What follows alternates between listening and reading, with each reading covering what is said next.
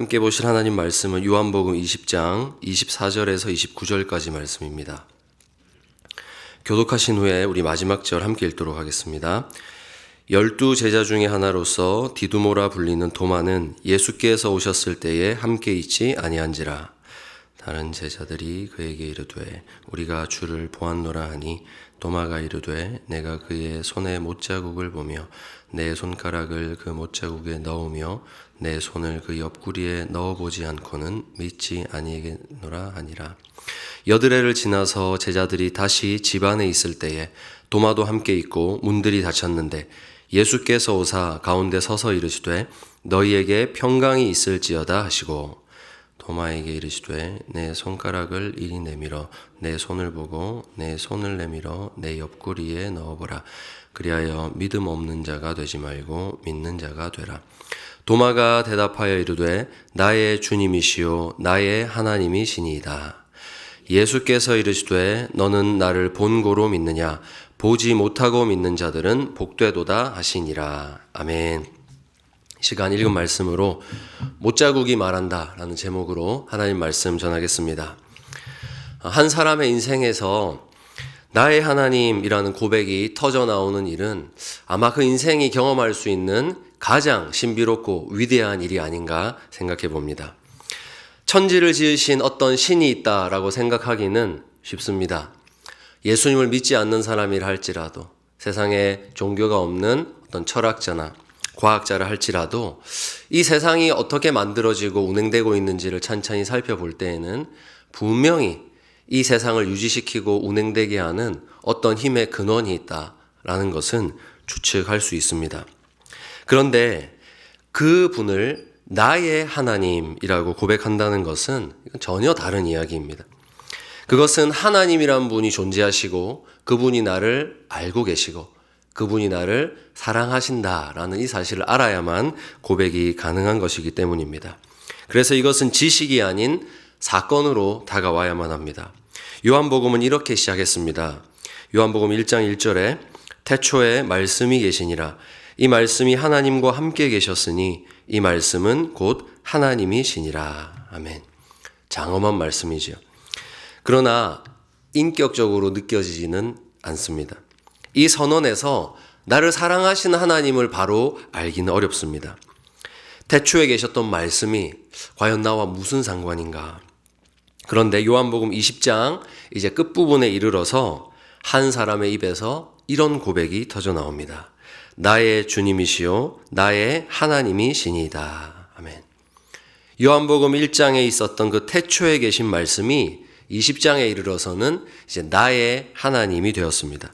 이 두 선언 사이의 거리, 그것이 요한복음 전체이고 어쩌면 우리 인생의 순례길인 것 같습니다. 이 고백에까지 이르러서야 비로소 부활은 우리의 기쁨이 되는 것입니다. 우리가 얼마 전에 참 기쁨 가운데 부활 주일을 보냈습니다. 그런데 그날이 힘드셨을 분도 있을 것 같습니다.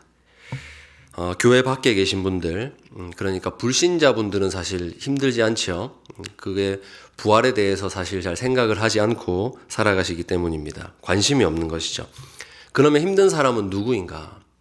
교회 안에 있으면서도 부활이 믿어지지 않는 사람들이 아마 힘들지 않았을까? 저의 경험을 통해서 한번 생각해 봤습니다.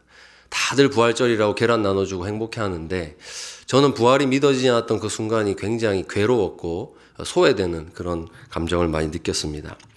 그런데 더 힘든 분이 있습니다. 바로 오늘 말씀에 나오는 도마와 같은 그런 상황에 처한 분들입니다. 공동체 안에 있으나 주님에 대한 배신감이 너무 커서 주님에게 마음을 허락하고 싶지 않은 그런 분들이 있습니다.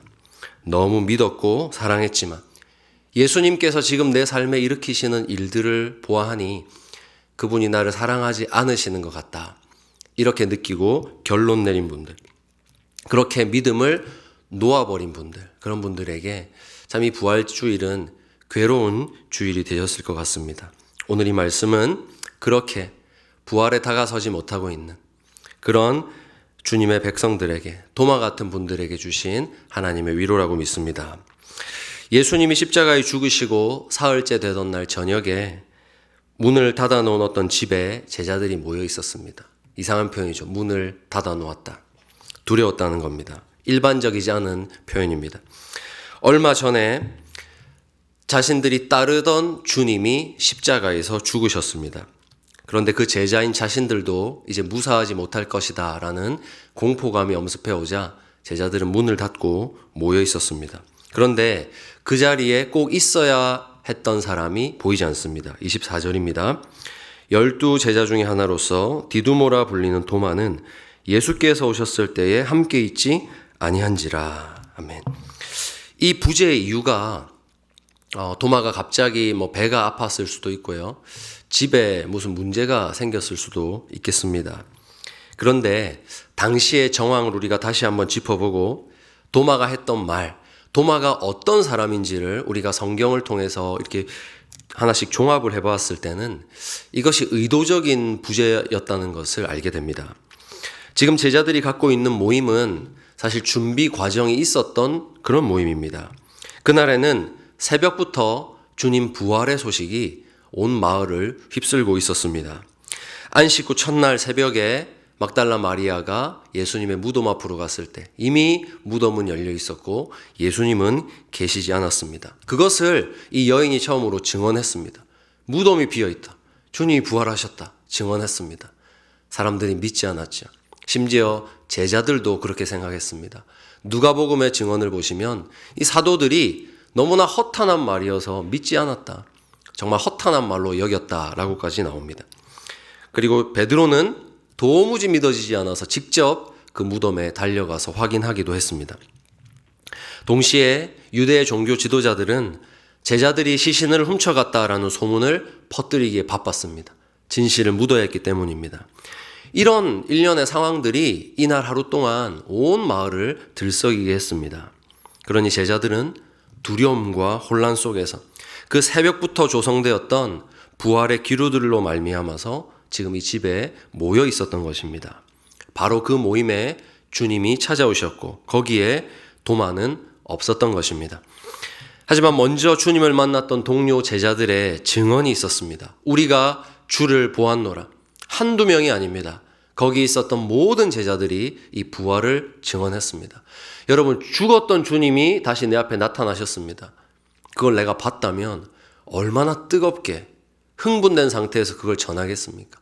나 혼자가 아니라 많은 나의 동료들이 함께 봤다면 이거 정말 믿지 않고서는 배길 수 없는 그런 엄청난 증거가 되었을 것 같습니다. 하지만 도마는 이렇게 말합니다. 25절입니다. 내가 그의 손에 못자국을 보며 내 손가락을 그 못자국에 넣으며 내 손을 그 옆구리에 넣어보지 않고는 믿지 아니하겠노라 하니라. 아멘. 못 믿겠다는 게 아니죠. 안 믿겠다는 것입니다. 사랑하는 여러분, 이로보아 알 수 있듯이 믿음 없음은 증거의 부재에서 오는 것이 아닙니다. 다르게 말하면 주님이 아무리 많은 증거를 우리의 삶에 보여주셔도 심지어 우리 앞에 나타나셔도 그 앞에 마음이 열리지 않은 사람, 마음을 닫아놓고 믿지 않기로 작정한 자는 주님을 믿을 수가 없는 것입니다. 주께서 아무리 많은 증거 주셔도 무관심한 사람은 그것을 볼 수 없고 교회 안에 있다 할지라도 상처로 그 마음을 닫아버린 사람은 그것을 거부하게 됩니다. 상처받은 마음은 자신이 예수님의 인격에 대해 내린 결론을 가지고서 예수님을 바라봅니다. 주님은 나를 사랑하지 않는다는 결론. 그 결론 안에서 부활하신 주님은 도무지 만날 수가 없는 것입니다. 이것이 예수님께서 말씀하신 믿음 없는 자가 되지 말라. 이 믿음 없는 자는 헬라어로 아피스토스입니다. 헬라어 아피스토스는 신실한 자라는 뜻의 피스토스에 부정어 아가 붙은 겁니다. 그러니까 아피스토스. 단순히 믿음이 없는 정적인 상태가 아니라 능동적으로 그 연결을 끊어버린 상태, 믿음을 끊어버린 상태. 이것이 바로 도마의 상황이었습니다. 도마는 교회 안에 있었지만 믿음을 끊어놓고 있었습니다. 닫아놓고 있었던 것입니다. 그런데 놀랍게도 여드레 후, 그러니까 다음 주일날에 도마가 공동체 안에 다시 와 있는 모습을 우리가 읽게 됩니다. 믿지 않겠다 선언했던 그 공동체 안에 그가 들어와 있었던 이유는 무엇일까요? 사실 도마는 그 누구보다 주님의 사랑을 다시 확인하고 싶었던 사람이기 때문입니다. 여러분, 흔히 사랑의 반대말 하면 저는 어릴 때는 미움이라고 생각했거든요. 그런데 누가 그러시더라고요. 사랑의 반대말은 미움이 아니라 무관심이다. 동의하십니까, 여러분? 정말 그런 것 같습니다. 사랑의 반대말은 무관심입니다. 사랑하지 않으면 관심조차 없어요. 이렇게 다시 이 공동체 안으로 돌아올 이유가 없는 것이죠. 도마가 들어왔던 것은 그 누구보다 그 사랑을 확인하고 싶은 거예요. 그러니까 믿지 않겠다. 나 주님 싫어. 이건 주님 싫어하는 게 아닙니다. 주님 사랑을 한번 확인하고 싶은 겁니다. 도무지 내 삶에 믿어지지 않는 성경이 말하는 그 사랑을 나 너무 확인하고 싶은데 그것이 믿어지지 않아서 몸부림치고 있는 사람의 모습이지요. 기다리고 있는 것입니다. 예수님이 다시 찾아오셔서 이제 도마를 향해 말씀하십니다. 27절에 도마에게 이르시되 내 손가락을 이리 내밀어 내 손을 보고 네 손을 내밀어 내 옆구리에 넣어보라. 그리하여 믿음 없는 자가 되지 말고 믿는 자가 되라. 아멘. 여기서 도마는 무너집니다. 도마가 본 것은 정말로 부활하신 주님이셨습니다. 그리고 거기에는 도마가 보고자 했던 흔적이 있습니다. 사실 주님께서 다시 살아오셨을 때 도마는 분명히 그분을 알아보았을 것이고 그분의 음성을 알아들었을 것입니다. 굳이 그 흔적을 보지 않아도 깨끗하게 회복된 몸으로 주님이 오셨어도 주님과 몇 마디 이야기만 나누어 보아도 그와 주님 사이에 있었던 아주 은밀한 일들, 신비로운 일들, 그런 비밀스러운 추억들만 가지고서도 이분이 나와 함께 동고동락했던 그 주님이시다 충분히 알 수가 있었습니다. 그런데 주님께서는 부활하신 몸임에도 불구하고 그 몸에 상처의 흔적을 갖고 나타나셨습니다. 왜 그러셨을까요? 주님을 향해서 다친 마음, 주님을 향해서 오해하고 완전히 닫아져 버려 있는 그 마음, 그 상처를 치유하는 것은 단순히 부활했다는 부활의 몸으로 나타난 그런 놀라운 기적이 아니라 사랑의 흔적이기 때문입니다. 그래서 동일하게 요한계시록 5장 6절에서도 주님의 모습을 이렇게 증거합니다. 내가 또 보니 보좌와 내 생물과 장로들 사이에 한 어린 양이 서 있는데 일찍이 죽임을 당한 것 같더라. 아멘. 그 어린 양의 모습을 보는데 죽임 당한 흔적이 있는 어린 양이라는 겁니다. 그 백성들을 위해서 대속의 제물이 되어서 고난당한 흔적이 있는 어린 양이라고 우리 주님의 모습을 계시록도 이렇게 표현하고 있습니다.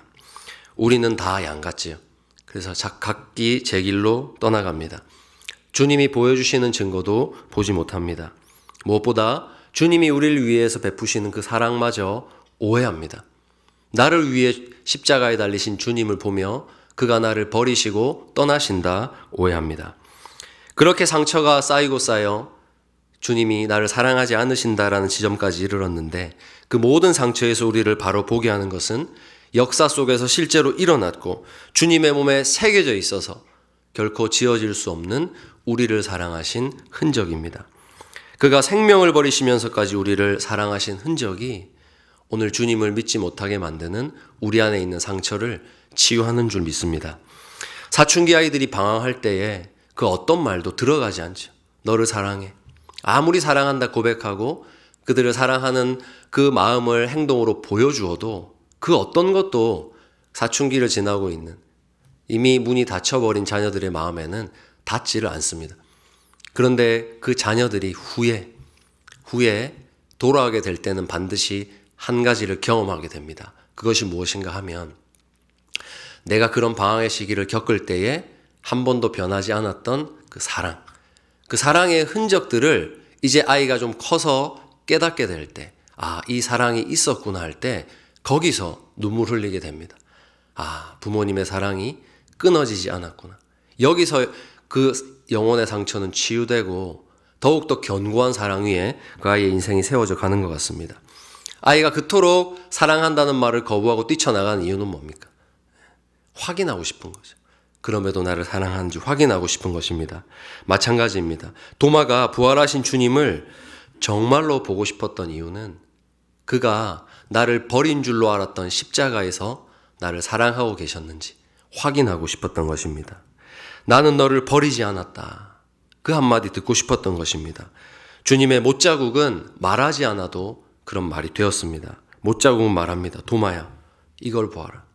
너를 살리기 위해서 내가 죽었다라는 주님의 사랑의 메시지인 것이죠.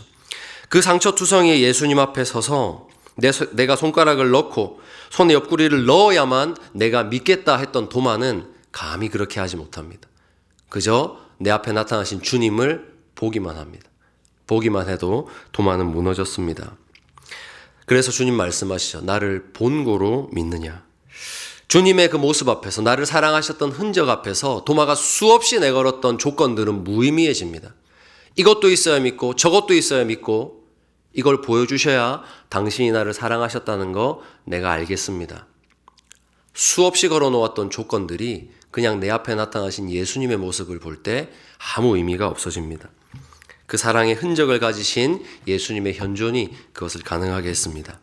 오늘 이 자리에 삶이 너무 고단해서 더 이상 버티기 힘들어서 조용히 주님에 대한 마음을 내려놓은 분이 계신지 모르겠습니다. 당신은 나를 사랑하지 않는군요. 그런 분들에게 주님께서 오늘 이 말씀으로 위로하신다고 믿습니다. 주님께서 상처 입은 당신의 백성들에게 완전하고도 확실하게 이루어진 사랑의 증거를 오늘 이 말씀을 통해서 보여주시기를 바랍니다. 고난 앞에서 우리가 무너지는 이유는 주님의 사랑이 부족하다 느끼기 때문입니다. 무책임하다 여기기 때문입니다. 그런데 주님 십자가에 달리신 흔적이 결코 주님께서 우리를 향해서 무책임하셨다거나 우리를 향해서 사랑이 부족한 것이 아니었다는 것을 증거할 때 우리 영혼의 상처는 치유됩니다. 바로 이 주님을 우리가 말씀 가운데 만나야 하는 것입니다. 이 말씀으로 말미암아 우리 삶에 영원하고도 완전한 사랑을 베푸신 주님의 사랑이 이미 부어져 있음을 깨닫는 여러분 되시기를 축복합니다. 바로 여기서 도마의 고백이 터져 나온 것입니다. 나의 주님이시요 나의 하나님이시니이다. 요한복음 1장의 태초에 계신 말씀, 그 멀리 있고 다 이해하기 어려웠던 말씀이 나를 위해 죽으신 그 못자국 앞에 설 때에 가장 인격적인 고백으로 완성이 되었습니다. 사랑하는 여러분, 여러분은 어떤 예수님을 믿으십니까? 출애굽한 이스라엘은 금송아지를 만들어 놓고 그 이름을 여호와 하나님이라고 지었습니다. 오늘도 예수라는 이름을 부르면서 전혀 다른 예수님을 섬기는 일들이 너무 많습니다. 고통을 모르는 예수, 우리를 위해 죽지 않은 예수, 그러나 우리의 소원을 들어주는 예수, 나를 평안케 하는 예수, 그런 예수가 좋아 보입니다. 평안하게, 고상하게 그렇게 예수님을 믿고 살아가는 것이 참 좋아 보입니다. 그러나 우리가 믿는 진정한 예수님께는 못자국이 있다는 것을 기억하시기 바랍니다. 나를 위해 자신을 버리신 흔적이 있어야만 그분이 우리가 믿고 섬기는 주님이십니다. 우리의 경배를 받기에 합당하신 예수님이십니다. 내가 아무리 주님 죽지 마시라고, 주님 이 유대의 왕이 되시라고 아무리 소리쳐도, 나와 함께 있어달라고 소리쳐도 그 사랑 때문에, 나를 살리고자 하는 사랑 때문에 나를 버려두고 떠나신, 십자가에 달리신 그 흔적이 있어야만 우리가 사랑하는 주님이신 것입니다. 우리의 눈이 열려서 주님이 죽으신 그 죽으심이야말로 우리를 향한 가장 강력하고도 책임감 있는 사랑이었다는 것을 보게 되시기를 간절히 바랍니다. 그러므로 진정으로 나를 위해 죽으신 그 주님의 부활을 믿는다는 것은 우리에게 삶의 증거를 만들어냅니다. 첫째로 부활 위에 사는 자는 두려움에 지배당하지 않습니다. 부활은 죽음을 이기셨다는 선언입니다. 그러므로 성도들은 문을 닫고 숨지 않습니다. 부활은 숨길 것이 아니라 세상을 향해 선포할 것이 됩니다. 숨어있던 제자들이 부활하신 주님을 만난 후에 로마 제국을 변화시키는 전도자들이 되었습니다. 그들이 강해진 것이 아닙니다. 그저 죽음이 끝이 아니라는 것을 보았기 때문입니다. 또한 부활은 주의 피로 말미암아 새로운 삶이 열렸다는 선언입니다. 우리는 때때로 자기 생명을 너무 쉽게 포기합니다. 꼭 극단적인 방식만은 아닙니다. 나는 안 돼. 나는 끝났다. 나에겐 더 이상 주님의 사랑에 미치지 않는다. 이런 말들로 자신의 마음의 문을 걸어 잠그고 들어갑니다. 조용히 자기의 생명을 내려놓는 것입니다. 그러나 부활하신 주님이 손을 내미십니다. 생존이 아니라 생명을 향해서 손을 내미시는 것입니다. 버티는 것이 아니라 누리는 삶을 향해서 손을 내미시는 것입니다. 주의 생명을 받아 사는 자는 자기의 생명을 귀하게 여깁니다. 사랑하는 여러분, 여러분의 인생을 정말로 귀하게 여기시기를 바랍니다. 우리의 인생은 주님으로부터 받아서, 거저 값없이 받아서 다시 사는 생명이기 때문입니다. 나를 살리기 위해서, 내가 오늘 이 하루를 살아가도록 하기 위해서 예수님이 죽으셨습니다. 그 사랑을 안다면 결코 오늘 이 하루에 임하는 우리의 삶이 흐트러질 수 없습니다. 마지막으로 부활은 아직 죽어있는 영혼들을 향해서 우리를 보내는 것입니다. 아버지께서 나를 보내신 것 같이 나도 너희를 보내노라. 부활하신 주께서 제자들을 향하여 이르신 말씀입니다. 사랑의 흔적을 보며 회복된 자는 세상을 향해 보내심을 받은 자로 살게 됩니다. 이제 말씀 맺겠습니다. 그 십자가의 흔적을 갖고 나타나신 주님께서 오늘 저와 여러분에게 물으십니다. 그러면 이제부터 너는 어떻게 살 것인가? 앞으로 살아갈 우리의 삶에 대해서 주님은 물으십니다. 사랑의 흔적과 마주한 사람은 더 이상 내 생각과 다른 주님의 응답에, 그 인도하심에 당신의 능력과 책임감이 부족하다고 그분을 오해하지 않습니다. 당신의 사랑이 부족하다 말하지 않습니다. 31절 말씀입니다. 오직 이것을 기록함은 너희로 예수께서 하나님의 아들 그리스도이심을 믿게 하려 하며 또 너희로 믿고 그 이름을 힘입어 생명을 얻게 하려 함이니라. 아멘. 앞으로 계속해서 믿게 하고 생명을 누리게 하기 위해서 주님 오늘 이 말씀을 우리에게 증거로 주셨습니다. 한 사회나 한 사람의 인격이 안정적으로 성장하려면 그 사회 구조가, 그 기반이 단단해야 합니다. 끊임없는 사랑의 공급이 있어야 한 인격이 바르게 설 수 있습니다. 그것이 무엇입니까? 성도에게는 그것이 주님의 못자국이라는 것입니다. 못자국이 말하는 것을 들은 사람은 더 이상 다른 증거를 구하지 않습니다. 어떤 환경이 닥쳐와도, 내가 생각지 못한 환경이 나를 흔든다 할지라도 거기서 다른 증거를 구하지 않습니다. 여기서 나를 구해내야 나의 하나님입니다. 이런 말 하지 않습니다. 나에게 이런 증거를 주셔야 나의 하나님입니다. 그 말 하지 않습니다.